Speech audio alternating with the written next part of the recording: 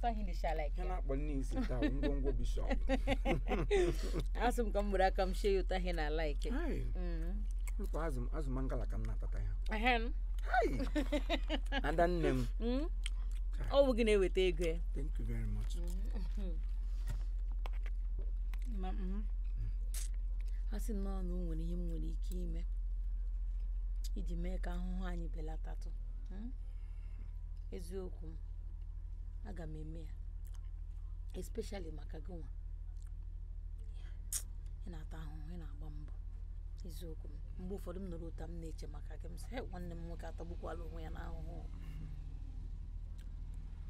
Adanem, I am not complaining. I'm not after nwoke ka mbụ. Every man is meant to hustle. Asa anwụ na anwụ erie na ndụ. Nwere onye ọbụla nọ n'ụwa so they are the most richest person on earth. That person must have suffered in one way or the other to get to where he is. So I'm only is preparing myself for my future. Nrọ niile na-ebu m n'obi m ugodo ihu na m save enough money. Tagunwa nweke laghachi n'ụlọ akwụkwọ ka ịgụcha mahadum, ịgụcha university, ga graduate, ga service lọta. Then buruzie nnekwu mmadụ dịka isi ekwu mgbe ọbụla na ịchọrọ iwe boss lady, ịchọrọ iwe nwaanyị siri ike, ụmụ nwaanyị ndị a na-anụ aha ha dịka Ngozi Okonjo. I can't wait for my sister to become one. So biko, mara ihe ị ga-emere m, otu onwe gị anya, dozie onwe gị ọfụma, imetọchila onwe gị, because nwaanyị ọbụla doziri onwe ọ na-erikwa uru n'ọdịnihu. Ọkwa ị na-aghọta ya mụta.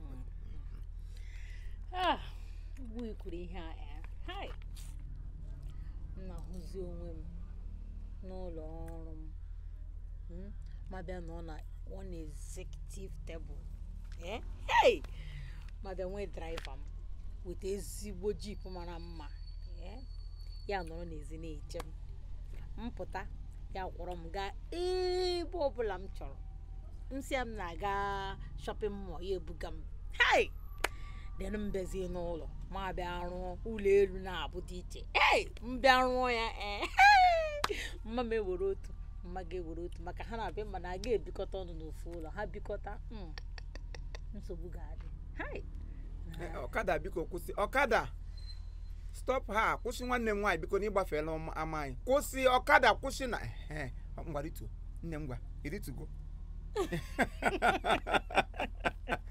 I think I have to go nwoke eburu gị gbafe ama nna gị. Come back to reality. Ihe niile ndị a ga-eme kama na ị ga-ejiri ya nwayọọ maka asị onye butere chi ya ụzọ ọ gbagbuo onwe ya n'ọsọ. You have to take things easy. The reason young people die early these days is because onwezi onye chọrọ inwe ndidi.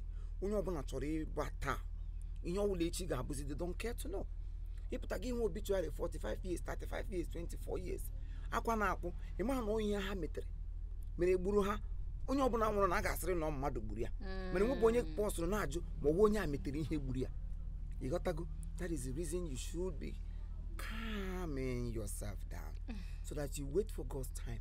When it's time, name convoy lega na-eso gị. Hey, ngo na m na-ekozi yes. That's my sister. When you don't say, that's my sister. Say it with me. That's my sister. As I can do it. I don't know. I like them party car. That's my sister. This is my sister. This is my sister. Oh, yeah, one name. Money how? Oh, yeah, for one name.